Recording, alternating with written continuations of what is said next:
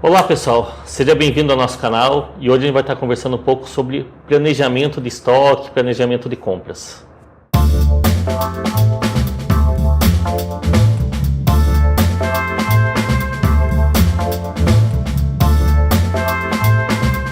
Bem pessoal, muita gente tem ainda a política de quando vai fazer fazer a sua projeção de compras, assim como a sua projeção de produção, se basear em dois itens bem comum, que é bem padrão no mercado, que é você ter basicamente um estoque mínimo e um estoque máximo, né? Então, dentro de um período, seja ele 15 dias, ou normalmente o pessoal faz isso, tem o hábito de fazer isso mensalmente, você tem, por exemplo, igual eu estou mostrando na tela, você tem, na verdade, um estoque mínimo, que é, ou seja, aquilo que você não pode ter menos do que essa quantidade, porque senão você vai perder venda. E um estoque máximo, que você, basicamente, é a tua linha de resistência, você nunca vai vender mais do que aquilo. Isso é bem comum, na verdade, o pessoal trabalhar e fazer seu planejamento baseado naquilo que produz ou naquilo que você vende, né? Mas dá para trabalhar de maneira bem melhor. Hoje é muito comum o pessoal trabalhar com estoque enxuto, né? Ou seja, tentar uma produção com o menor volume possível, porque assim você consegue ter um espaço físico menor, você consegue planejar melhor as suas compras, né? Não precisa fazer um investimento tão alto para recuperar na hora de comprar mercadoria, esperar vender para você recuperar esse investimento. Então isso tem inúmeras vantagens, né? O grande X da questão é como fazer isso. E aí tem uma solução bem bacana, que é você fazer o planejamento em cima da tua tendência de venda, né?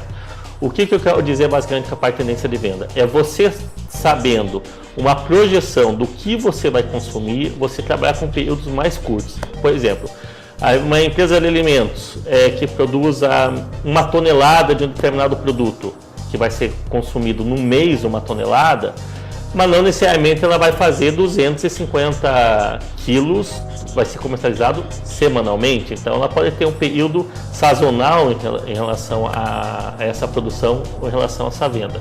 Então o que é necessário fazer? Na verdade você tem que fazer uma projeção da compra do seu cliente, ou seja, você tem que imaginar uma tendência de compra. Então, por exemplo, assim, digamos que o teu cliente ele compra 50 quilos de feijão, vou pegar alimentos que é mais fácil dessa conta. E ele comprou 50 quilos de feijão, passou 5 dias, ele comprou mais 20. Opa, então, teoricamente, ele gastou 50 quilos em 5 dias, dá uma média de 10 por dia. Daí ele foi lá e fez a segunda compra, fez a terceira compra. Ou seja, você começa da maneira mais básica inicialmente, vamos começar do básico, sem se preocupar com sazonalidade, você começa a ter uma média de consumo daquele produto. É muito comum em alimentos, em outros segmentos nem tanto, você ter uma projeção, ou seja, o cliente normalmente acaba comprando mais o produto no início do mês até o final do mês. É o que todo mundo faz, né? Por isso justamente a gente está discutindo sobre essa ideia.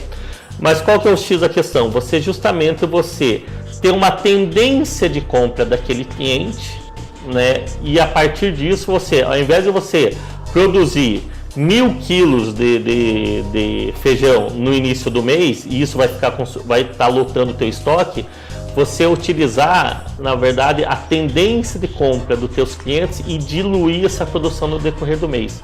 Você vai acabar, às vezes, produzindo ou comprando os mesmos 1.000 quilos, né?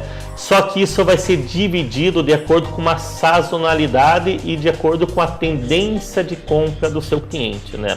Então, por exemplo, num cliente a gente trabalha com essa projeção da próxima semana, ou seja, a tela aqui que eu estou mostrando, o que ele tem que fazer? Os itens em vermelho são os itens que ainda não estão disponíveis, não tem a quantidade suficiente para atender a projeção de venda da semana seguinte, né?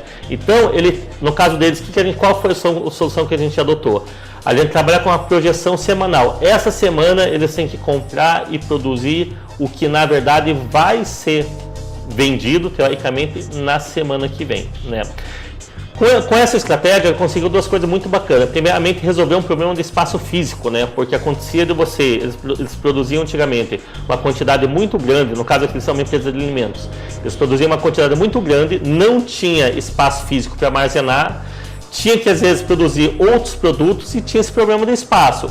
Com uma produção menor e mais distribuída em vários produtos, baseado numa projeção, resolveu esse problema. Além do que, isso deu um outro ganho muito bacana também em relação a você ter o quê?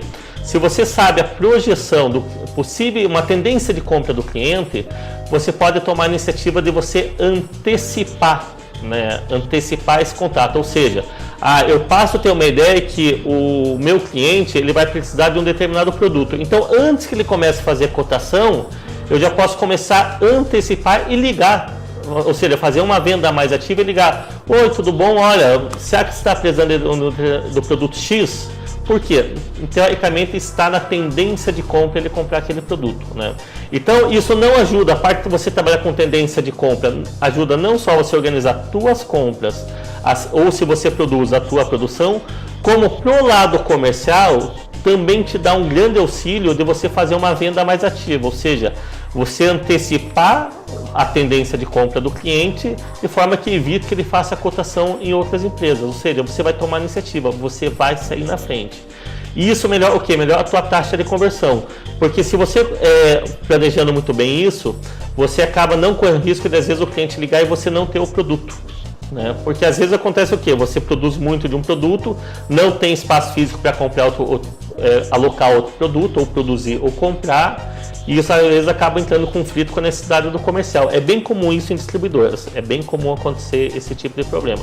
Então o que? Você utilizando a tendência de compra, lógico, aliado a um estoque mínimo, aliado a um estoque máximo, alguns cálculos também de sazonalidade, você vai dar um número mais preciso daquilo que você tem que produzir ou que você tem que comprar. E isso ajuda tanto o setor comercial a pensar numa venda mais ativa, quanto a parte de produção e armazenamento do seu estoque. Ou seja, você está trabalhando com estoque bem enxuto e preciso para um período curto. Né? Igual esse exemplo que tem na tela. A gente está trabalhando essa semana, né, com a tendência de compra da semana que vem. Então você alinha diversas informações, estoque mínimo, estoque máximo, sazonalidade, você acaba justamente trabalhando todos esses fatores para justamente ter uma tendência de compra e ter um estoque mais enxuto. Bem, pessoal, obrigado aí pelo vídeo de hoje. Se você gostou desse vídeo, curta nosso canal, né? Acesse nosso site para conhecer mais sobre nossos serviços e até o próximo vídeo.